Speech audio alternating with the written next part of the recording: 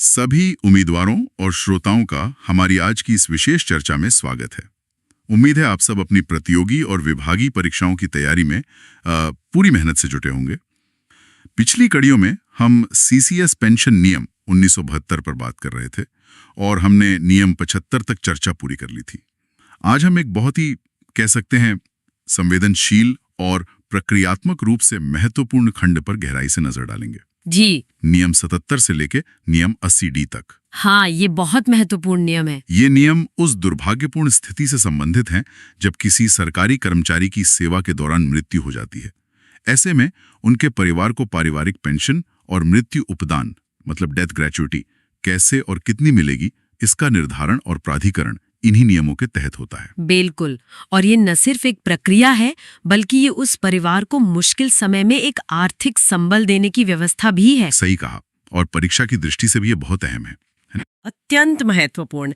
इनमें कई बारीकियां हैं, समय सीमाएं हैं, प्रक्रियाएं हैं जिनसे अक्सर प्रश्न बनते हैं। जी। तो आज कोशिश रहेगी कि इन नियमों को विस्तार से समझें ताकि कोई पहलू छूटे नहीं। बढ़िया, तो चलिए शुरुआत करते हैं नियम 77 से। जब किसी कर्मचारी के निधन की दुखद सूचना ऑफिस पहुंचती है तो सबसे पहला कदम क्या होता है? देखिए, नियम 77(1) के अनुसार जैसे ही कार्यालय प्रमुख यानी हेड ऑफ ऑफिस एचओ को ये सूचना मिलती है, उनका पहला कर्तव्य है ये पता लगाना कि क्या मृतक कर्मचारी के परिवार को नियमों के तहत मृत्यु उपदान या पारिवारिक पेंशन या फिर दोनों मिलने हैं या नहीं। अच्छा, पहले ये तय करना कि पात्रता है या नहीं। जी हाँ, और मान लीजिए ये पता चलता है कि परिवार नियम 50 के हिसाब से मृत्यु उपदान यानी डेथ ग्रेच्युटी के लिए पात्र है। तो नियम 77(2) कहता है कि एचओ को फिर दो बातें पता करनी होंगी। क्या?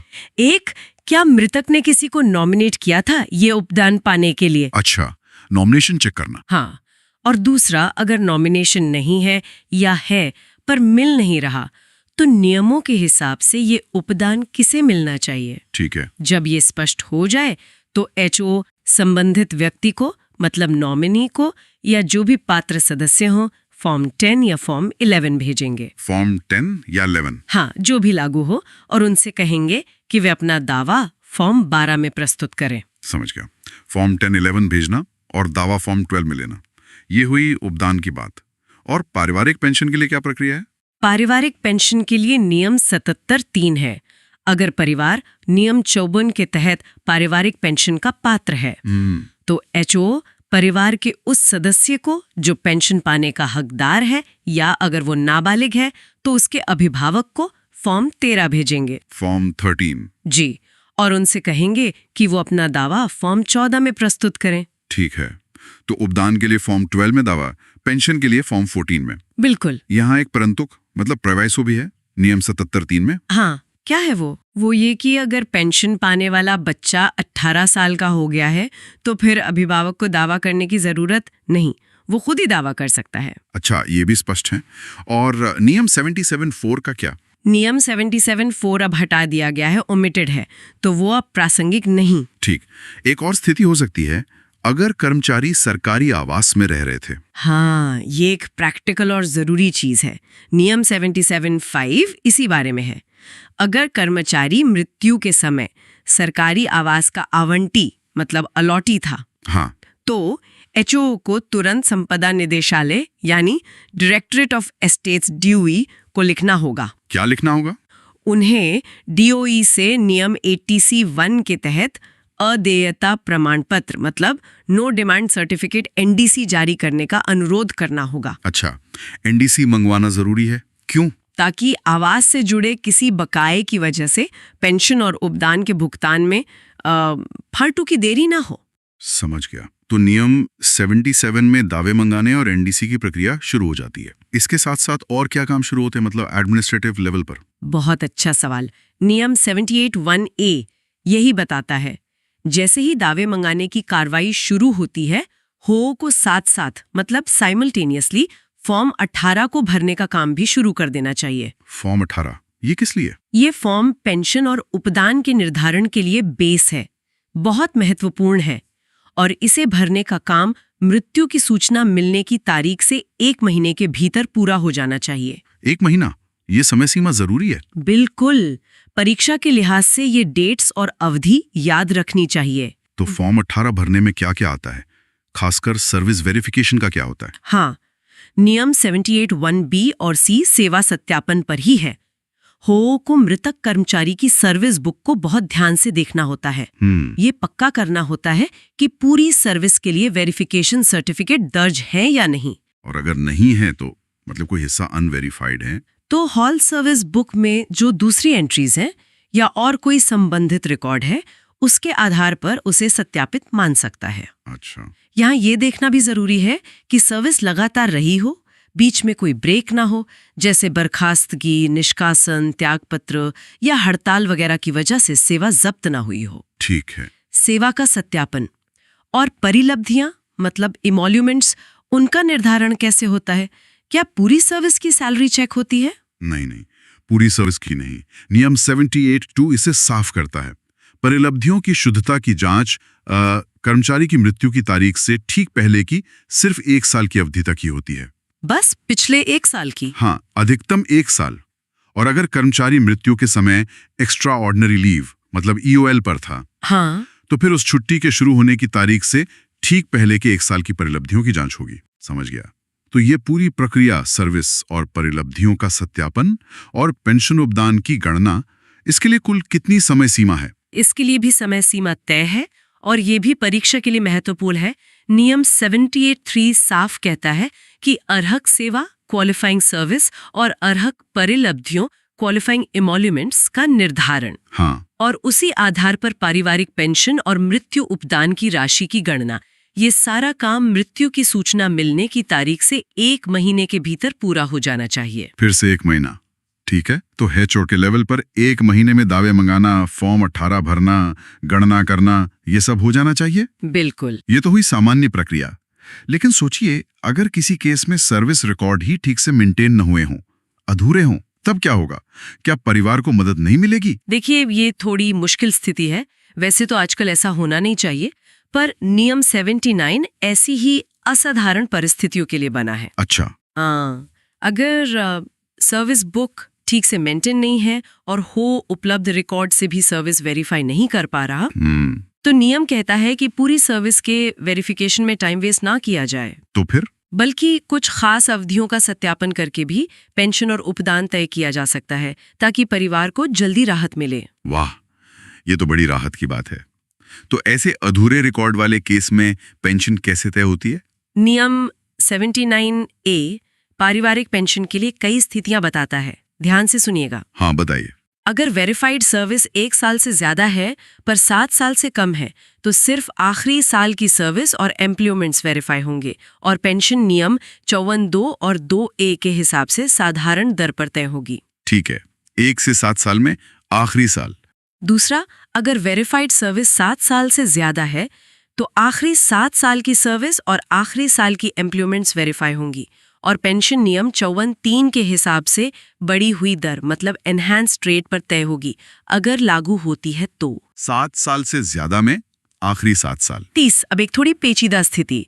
सर्विस 7 साल से ज्यादा है पर आखिरी 7 साल वेरीफाई नहीं हो पा रहे, सिर्फ आखिरी साल हो पा रहा है। हाँ, ये हो सकता है। तो ऐसे में पहले पेंशन नियम 54(2) और 2A के हिसाब से साधारण दर पर ही दे दी जाएगी। पहले साधारण दर पर, फिर अगले 2 महीनों के अंदर पिछले 7 सालों की सर्विस का वेरिफिकेशन पूरा किया जाएगा और जैसे ही वो हो जाता है, पेंशन नियम 54(3) के हिसाब से बढ़ी हुई दर पर फिर से तय की जाएगी, अगर पात्र हैं तो। अच्छा, मतलब 2 स्टेप में। जी, और V सबसे जरूरी बात, इन सभी मामलों II में पेंशन का निर्धारण मृत्यु की सूचना मिलने के 1 महीने के भीतर हो जाना चाहिए ताकि भुगतान शुरू हो सके। समझ गया। ये नियम 79 थोड़ा ध्यान से पढ़ने वाला है, खासकर सेवा अवधि के हिसाब से पेंशन दर का निर्धारण। और ऐसे ही अधूरे रिकॉर्ड वाले केस में डेथ ग्रेच्युटी का क्या होता है? पर 20 साल से कम है तो ग्रेच्युटी परिलब्धियों का 12 गुना मिलेगी। ये नियम 51B की टेबल के आइटम 3 के हिसाब से है। 5 से 20 साल में 12 गुना। हाँ, और अगर वेरीफाइड सर्विस 5 साल से भी कम है तो ग्रेच्युटी उसी टेबल के आइटम 1 या 2 के हिसाब से मतलब 2 गुना या 6 गुना, जो भी लागू हो। ठीक। और अगर सर्विस 20 साल से ज्यादा है पर पूरी वेरीफाई नहीं हो पा रही? हाँ। अगर सेवा 20 साल से ज्यादा है पर पूरी वेरीफाई नहीं हो पा रही लेकिन पिछले 5 साल वेरीफाइड है, तो परिवार को फौरन राहत देने के लिए प्रोविजनल बेसिस पर परिलब्धियों का 12 गुना ग्रेच्युटी दे दी जाएगी। प्रोविजनल 12 गुना। और फाइनल राशि बाद में HOO द्वारा पूरी सर्विस के वेरिफिकेशन के बाद तय होगी और ये वेरिफिकेशन प्रोविजनल ग्रेच्युटी के पेमेंट ऑर्डर जारी होने की तारीख से 6 महीने के अंदर पूरा हो जाना चाहिए। 6 महीने के अंदर? जी। और अगर वेरिफिकेशन के बाद कोई और पैसा निकलता है तो वो भी लाभार्थी को दिया जाएगा। वाकई ये नियम बनाने वालों ने सोचा है कि रिकॉर्ड अधूरे हों तो भी प्रक्रिया रुके नहीं, परिवार को फौरन कुछ मदद मिल जाए, फाइनल हिसाब बाद में होता रहे। उम्मीदवारों को नियम 79 की ये शर्तें और गणनाएं नोट करनी चाहिए। बिल्कुल, खासकर ये अलग अलग सेवा अवधि के स्लैब। क्या इस नियम 79 पर सरकार के कोई खास निर्णय या GID भी हैं? हाँ, 2 महत्वपूर्ण GIDs हैं जो वैसे तो सामान्य प्रक्रिया पर भी लागू होते हैं, पर नियम 79 के संदर्भ में भी प्रासंगिक हैं। इनका मकसद प्रक्रिया तेज करना है। बताइए। पहला GID 1 कहता है कि क्लेम फॉर्म जल्दी से जल्दी लेने के लिए खास कोशिश करनी चाहिए। HO को पक्का करना है कि दावे मंगाना, फॉर्म 18 भरना और सरकारी बकाया पता लगाना, ये सब काम एक साथ शुरू हों। अच्छा, सब पैरेलल चले। हाँ, अगर परिवार वहीं रहता है जहां हुओ का ऑफिस है तो वेलफेयर ऑफिसर की मदद से पर्सनली फॉर्म लिए जा सकते हैं। अगर बाहर रहते हैं तो फॉर्म साफ साफ निर्देशों के साथ भेजे जाएं ताकि बार बार चिट्ठी पत्री न करनी पड़े। ठीक है। और दूसरा GID 2 इस बात पर जोर देता है कि जैसे ही मौत की खबर मिले कार्रवाई फौरन शुरू कर देनी चाहिए। इसके लिए फॉर्मल डेथ सर्टिफिकेट का इंतजार नहीं करना चाहिए। बिना डेथ सर्टिफिकेट के? हाँ, शुरुआती कार्रवाई के लिए मकसद यही है कि परिवार को पेंशन और दूसरे लाभ जल्दी मिलने शुरू हो जाएं। ये बहुत महत्वपूर्ण है। तो दावे आ गए, फॉर्म 18 भर गया, अब अगला कदम क्या है? इन कागजों का क्या होता है?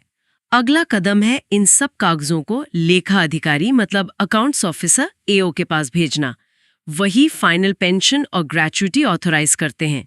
नियम 81 के अनुसार जैसे ही दावे मिल जाते हैं, हुओ फॉर्म 18 के बचे हुए आइटम 14, 21, 22 जो दावेदार से जुड़े हैं पूरे करेगा। हाँ। ये वो ओरिजिनल फॉर्म 18, फॉर्म 19 में एक कवरिंग लेटर के साथ अपडेटेड सर्विस बुक और वेरिफिकेशन में इस्तेमाल हुए सारे दस्तावेज AO को भेज देगा। इसकी कोई समय सीमा? हाँ, ये काम HO को दावे मिलने के 1 महीने के अंदर कर देना चाहिए। फिर से 1 महीना? ठीक है। नियम 82 कहता है कि HO फॉर्म 18 की एक कॉपी अपने रिकॉर्ड के लिए रखेगा। उपनियम 3 हटा दिया गया है। क्या HO को AO को किसी सरकारी बकाया मतलब गवर्नमेंट ड्यूज के बारे में भी बताना होता है?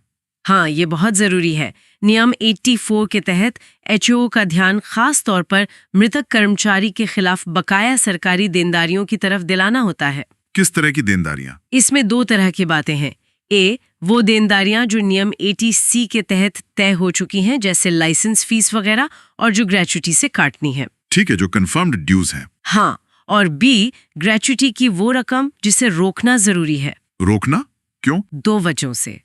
एक, उन संभावित ड्यूज के एडजस्टमेंट के लिए जिनका अभी तक पूरा हिसाब नहीं हुआ है, और दूसरा, फाइनल हिसाब के बाद किसी एडजस्टमेंट के लिए एक मार्जिन के तौर पर। अच्छा, एक तरह का सेफ्टी मार्जिन। हाँ। कितना रोक सकते हैं? हाँ, इसकी भी लिमिट है।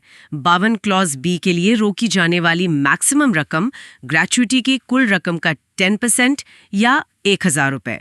इनमें से जो भी कम हो उससे ज्यादा नहीं होगी। 10% या 1000 रुपए, whichever is less। ये पॉइंट नोट करने वाला है। बिल्कुल। और अगर ऐसा हो कि फॉर्म 18 तैयार है पर परिवार से दावे अभी तक आए नहीं, तब HO क्या करेगा? इंतजार? नहीं, इंतजार नहीं। नियम 85 इसी सिचुएशन के लिए है। अगर फॉर्म 18 रेडी है पर क्लेम फॉर्म्स 12 या 14 नहीं आए तो HO फॉर्म 18 और बाकी डॉक्यूमेंट्स AO को भेज देगा। लेकिन फॉर्म 18 के पार्ट I के आइटम 14, 21, 22 खाली छोड़ देगा। अच्छा।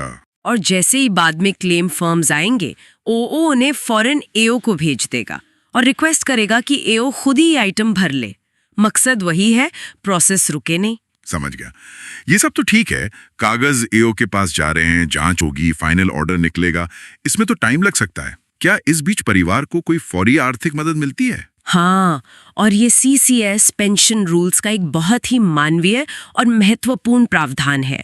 नियम 80A इसी अंतरिम राहत के लिए है। अच्छा, नियम 80A क्या है इसमें? जैसे ही ओ नियम 80 के तहत पेंशन के कागज एओ को भेजता है, वो खुद ही प्रोविजनल यानी अनंतिम पारिवारिक पेंशन और 100% प्रोविजनल ग्रेजुइटी 100% ग्रेजुइटी? हाँ, 100% प्रोविजनल ग्रेजुइटी जो नियम 78 या 79 के तहत निकली है और जिसमें से नियम 84 वाले ड्यूज घटा दिए गए हों, ड्रॉ करके परिवार को पेमेंट कर सकता है। अरे वाह, ये तो बहुत बड़ी राहत है। जी, बस ये ध्यान रखना है कि प्रोविजनल पेंशन मैक्सिमम स्वीकार्य पेंशन से ज्यादा ना हो। इसकी प्रक्रिया क्या है? और ये पेमेंट कैसे करता है? प्रक्रिया नियम 80A1 में दी है। पहले दावेदार के नाम एक सैंक्शन लेटर जारी करेगा, कॉपी एओ को भेजेगा। इसमें प्रोविजनल पेंशन और 100% ग्रेचुइटी की रकम लिखी होगी। ठीक है, सैंक्शन लेटर। बी, इसी लेटर में नियम 80(4) के तहत ग्रेचुइटी से वसूली जाने वाली या रोकी जाने वाली रकम का भी जिक्र होगा। ओके। सी, ये लेटर जारी करने के बाद ट्रेजरी से 2 अमाउंट ड्रॉ करेगा, प्रोविजनल पेंशन और 100% ग्रेचुइटी ड्यूज घटाकर, वैसे ही जैसे वो स्टाफ की सैलरी ड्रॉ करता है। और ड्रॉ करने के बाद नियम 80A2 कहता है कि ड्रॉ करने के फौरन बाद बिना देरी किए प्रोविजनल पेंशन, अगर कोई एरियर है तो उसके साथ, और ग्रेचुइटी का भुगतान दावेदार को कर देगा। कब तक मिलेगी ये प्रोविजनल पेंशन? नियम 80A3 के मुताबिक ये प्रोविजनल पेंशन कर्मचारी की मृत्यु के बाद की तारीख से शुरू होकर 6 महीने तक जारी रहेगी। सिर्फ 6 महीने? हाँ, सामान्यतः 6 महीने, लेकिन अगर एचओ को लगता है कि फाइनल सेटलमेंट में और टाइम लगेगा तो वो इस अवधि को बढ़ा सकता है। इसका जिक्र नियम 80B1 के प्रोविजो में है। अच्छा। और जब ग्रेचुइटी का पेमेंट हो जाता है और जब प्रोविजनल पेंशन का पेमेंट 6 महीने या बढ़ी हुई अवधि के लिए पूरा हो जाता है तो एचओ को इसकी सूचना एओ को देनी होती है।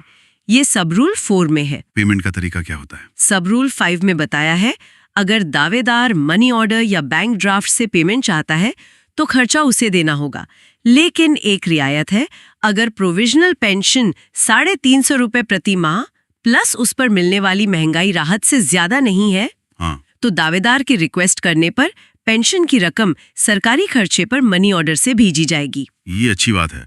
तो ये प्रोविजनल पेमेंट की व्यवस्था वाकई मुश्किल घड़ी में परिवार के लिए बहुत बड़ा सहारा है। बिल्कुल।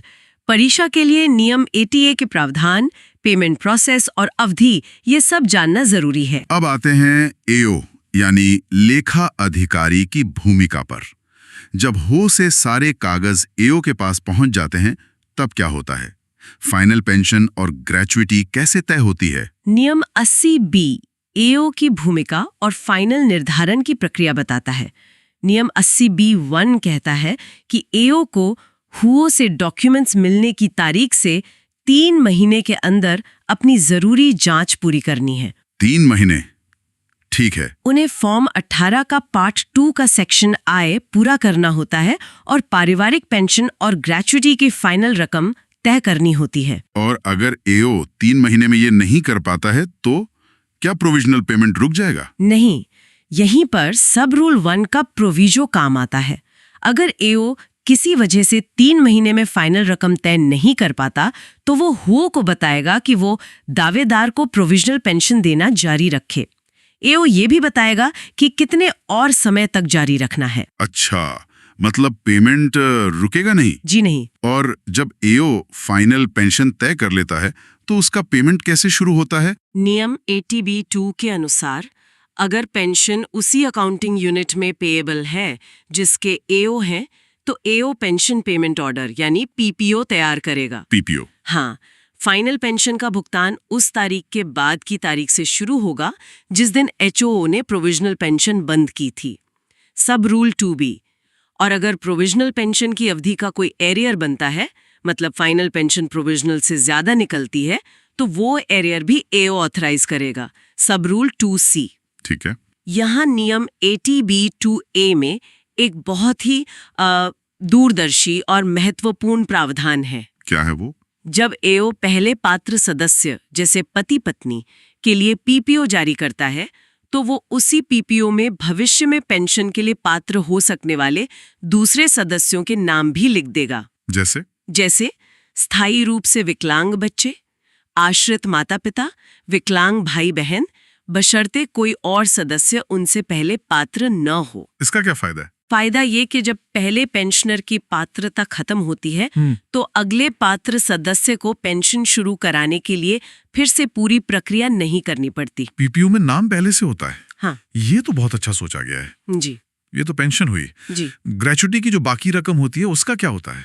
नियम 80B3A के अनुसार एओ मृतक कर्मचारी के खिलाफ सारे सरकारी ड्यूज एडजस्ट करने के बाद ग्रेच्युटी की बची हुई रकम तय करेगा। ठीक। फिर एओ एचओ को इस बची हुई रकम के बारे में बताएगा, सब रूल 3B, और एचओ से कहेगा कि वो ये रकम निकालकर उसी व्यक्ति को पेमेंट कर दे जिसे प्रोविजनल ग्रेच्युटी दी थी। ओके। और अगर नियम 80C18 के तहत हाउसिंग ड्यूज के लिए कोई रकम रोकी गई थी तो एचओ उसे बकाया लाइसेंस फीस से एडजस्ट करेगा और अगर एडजस्टमेंट के बाद भी कुछ बचता है तो वो भी वापस कर देगा। समझ गया। एओ जैसे ही पीपीओ जारी करता है वो इसकी सूचना फौरन एचओ को देगा और जो डॉक्यूमेंट्स अब जरूरी नहीं है उन्हें एचओ को वापस भेज देगा। सब रूल 4। सब रूल 5 हटा दिया गया है। कभी ऐसा भी तो हो सकता है कि एचओ ने जो प्रोविजनल पेंशन दी वो एओ की फाइनल पेंशन से ज्यादा निकल जाए, तब क्या होगा? हाँ, हो सकता है। नियम 80B6 इसका हल बताता है। अगर प्रोविजनल पेंशन ज्यादा दे दी गई है तो एओ आगे मिलने वाली फैमिली पेंशन में से थोड़ी थोड़ी रकम काटकर, मतलब किश्तों में, इस ज्यादा दी गई रकम को एडजस्ट कर सकता है। अच्छा, रिकवरी होगी पेंशन से? जी, किश्तों में। और अगर ग्रेच्युटी ज्यादा दे दी गई हो तो क्या वो भी वापस ली जाती है? नहीं, और ये नियम 80B7 लाभार्थियों के लिए एक बड़ी राहत है। क्या कहता है? अगर एचओ द्वारा दी गई प्रोविजनल ग्रेच्युटी की रकम एओ द्वारा फाइनल तय की गई रकम से ज्यादा निकलती है तो लाभार्थी से वो एक्स्ट्रा पैसा वापस नहीं मांगा जाएगा। अरे, ये तो बहुत बड़ी बात है। हाँ, लेकिन ये एचओ की जिम्मेदारी है कि वो पक्का करे कि ऐसा ओवरपेमेंट कम से कम हो। अगर लापरवाही से होता है तो संबंधित अधिकारी जिम्मेदार हो सकते हैं, पर परिवार को परेशान नहीं किया जाएगा। ये पॉइंट बहुत जरूरी है, खासकर परीक्षा के नजरिए से, कि ग्रेच्युटी का ओवरपेमेंट रिकवर नहीं होता। सही कहा। अब उस थोड़े मुश्किल मुद्दे पर आते हैं, सरकारी बकाया, खासकर आवास वाला। नियम 80C इसी पर था ना? ये थोड़ा लंबा लग रहा था। हाँ, नियम 80C सरकारी ड्यूज के एडजस्टमेंट के बारे में है और परीक्षा के लिए इसमें कई डेट्स और प्रोसेस याद रखने वाले हैं। नियम 80C1 खास तौर पर सरकारी आवास से जुड़े बकाये पर फोकस करता है। हाँ, बताइए इसके स्टेप्स। आइए, सबसे पहले मौत की खबर मिलने के 7 दिन के अंदर एचओ को डीओई को लिखकर एनडीसी मंगवानी है।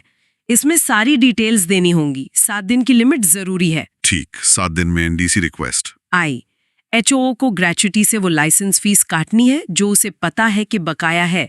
ठीक। 1, घर खाली करने की जो परमिसिबल पीरियड होती है, जैसे 4 महीने, उसके बाद भी अगर कोई कब्जा रखता है तो उस पीरियड की लाइसेंस फीस वसूलना डीओई की जिम्मेदारी है, एचओ की नहीं। ओके। 2, डीओई को एचओ से लेटर मिलने के 3 महीने के अंदर एचओ को बताना होगा कि क्या कोई और लाइसेंस फीस बकाया है। ये 3 महीने की लिमिट भी जरूरी है। ठीक है, डीओई 3 महीने में बताएगा। वी, डीओई से इस खबर का इंतजार करते हुए एचओ एहतियात के तौर पर ग्रेच्युटी का 10% या 1000 रुपए जो भी कम हो रोक लेगा। ये रकम भी याद रखनी है। 10% या 1000 रुपए रोक लेगा। वी, अगर 3 महीने में डीओई से कोई खबर नहीं आती तो एचओ मान लेगा कि और कोई बकाया नहीं है और रोकी गई रकम परिवार को दे देगा। ठीक है। 7 और 8, अगर डीओई बकाया बताता है तो एचओ पहले चेक करेगा कि कहीं ये सैलरी से कट तो नहीं गया। अगर कट गया है तो डीओई को बताकर रोकी गई रकम रिलीज कर देगा। अगर नहीं कटा है तो रोकी गई रकम से एडजस्ट करेगा और बचा हुआ पैसा अगर कुछ है परिवार को देगा। ठीक है, एडजस्टमेंट होगा। अब आता है सबसे कड़ा और महत्वपूर्ण प्रावधान। क्या है वो? अगर ग्रेच्युटी से एडजस्टमेंट के बाद भी लाइसेंस फीस या डैमेजेस बकाया रह जाते हैं, हाँ, तो एचओ संबंधित एओ के जरिए फैमिली पेंशनर की सहमति के बिना भी आगे मिलने वाली महंगाई राहत यानी डीएनएस रिलीफ से वसूली का ऑर्डर दे सकता है। बिना सहमति के डीआर से? हाँ, और जब तक ये वसूली पूरी नहीं हो जाती तब तक पेंशनर को कोई डीआर नहीं मिलेगी। ये सिर्फ हाउसिंग ड्यूज के लिए है। बाप रे, ये तो बहुत स्ट्रिक्ट है। नियम एटीसी 1I 1X। जी हाँ, ये बहुत असाधारण कदम है। तो नियम एटीसी की ये प्रक्रिया, खासकर आवास वाली, काफी डिटेल्ड है। उम्मीदवारों को इसमें शामिल लोग, एचओ, डीओए एंड एओ, समय सीमा 7 दिन 3 महीने, रोकी जाने वाली रकम 10% या 1000 रुपए, और खासकर डीआर से रिकवरी वाला पॉइंट एटीसी 1I 1X जरूर ध्यान में रखना चाहिए। बिल्कुल सही। इसके अलावा नियम एटीसी 2 दूसरे तरह के सरकारी ड्यूज के बारे में है, जो नियम 71 में बताए गए हैं, आवास वाले छोड़कर। एचओओ को मौत की खबर मिलने के 1 महीने के अंदर ऐसे ड्यूज पता करके उन्हें डेथ ग्रेचुइटी से वसूल करना होता है। ठीक है, अब एक आखिरी स्थिति लेते हैं। अगर कर्मचारी की मौत डिप्यूटेशन पर रहते हुए होती है, तो ये सारी प्रक्रिया कौन करेगा? उनका पेरेंट डिपार्टमेंट या जहां वो डिप्यूटेशन पर थे? नियम एटीडी इसी को साफ करता है। 1, अगर मौत किसी दूसरे सेंट्रल गवर्नमेंट डिपार्टमेंट में डिप्यूटेशन के दौरान होती है, तो सारी कार्रवाई बोरोइंग डिपार्टमेंट का एचओओ करेगा, यानी जहां वो काम कर रहे थे। अच्छा, जहां पोस्टेड थे। हाँ। 2, लेकिन अगर मौत स्टेट गवर्नमेंट या फॉरेन सर्विस में डिप्यूटेशन के दौरान होती है, हाँ। तो ये कार्रवाई कर्मचारी के पेरेंट डिपार्टमेंट का एचओओ या कैडर अथॉरिटी करेगा, जिसने डिप्यूटेशन मंजूर किया था। समझ गया। तो सेंट्रल गवर्नमेंट डिप्यूटेशन में बोरोइंग डिपार्टमेंट और स्टेट फॉरेन सर्विस में पेरेंट डिपार्टमेंट। बिल्कुल। तो ये थी नियम 77 से लेकर 80D तक की विस्तृत यात्रा। हमने देखा कि कैसे एक सरकारी कर्मचारी की सेवा में मृत्यु होने पर उनके परिवार तक आर्थिक मदद पहुंचाने के लिए एक पूरी डिटेल्ड प्रक्रिया है। जी, दावे लेने नियम 77 और फॉर्म 18 भरने नियम 78 से लेकर अधूरे रिकॉर्ड में मदद नियम 79, एओ को कागज भेजने नियम 80, फौरी राहत नियम 80A, फाइनल सेटलमेंट नियम 80B, ड्यूज एडजस्टमेंट नियम 80C और डेप्यूटेशन केस नियम 80D तक। हर नियम, हर उप नियम का अपना महत्व है। निश्चित रूप से। मेरा सुझाव है कि सभी उम्मीदवार इन नियमों को बहुत ध्यान से पढ़ें और समझें, खास तौर पर अलग अलग फॉर्म नंबर्स जैसे 10, 11, 12, 13, 14, 18, 19, टाइम लिमिट्स जैसे 1 महीना, 3 महीने, 7 दिन और स्पेशल कंडीशंस जैसे provisional payment, gratuity over payment की नॉन रिकवरी, डीआर से रिकवरी, इन पर पकड़ मजबूत करें। बिल्कुल। और यदि आप श्रोताओं में से कोई किसी खास नियम या प्रक्रिया पर और गहराई से चर्चा चाहते हैं, तो प्लीज नीचे कमेंट्स में हमें जरूर बताएं। हम कोशिश करेंगे उसे आगे शामिल करने की। और हाँ, लेटेस्ट अपडेट्स, डिस्कशंस और साथ ही उम्मीदवारों से जुड़ने के लिए हमारे व्हाट्सएप ग्रुप से जुड़ना न भूलें। लिंक आपको चैनल डिस्क्रिप्शन में मिल जाएगा। जरूर जुड़ें। हमें उम्मीद है कि ये जानकारी आपके लिए उपयोगी रही होगी। अगर हाँ, तो प्लीज इसे लाइक करें, अपने दोस्तों के साथ शेयर करें जो तैयारी कर रहे हैं, और अगर अब तक नहीं किया है तो ऐसी ही और जानकारी के लिए चैनल को सब्सक्राइब करें। इतने धैर्य के साथ इस लंबी और थोड़ी तकनीकी चर्चा को सुनने के लिए हम आप सभी श्रोताओं और उम्मीदवारों की सराहना करते हैं। आपकी आने वाली परीक्षाओं के लिए हमारी तरफ से ढेर सारी शुभकामनाएं। धन्यवाद। आज की चर्चा यही समाप्त होती है। हम जल्द ही सीसीएस पेंशन रूल्स के अगले महत्वपूर्ण नियमों के विश्लेषण के साथ वापस आएंगे।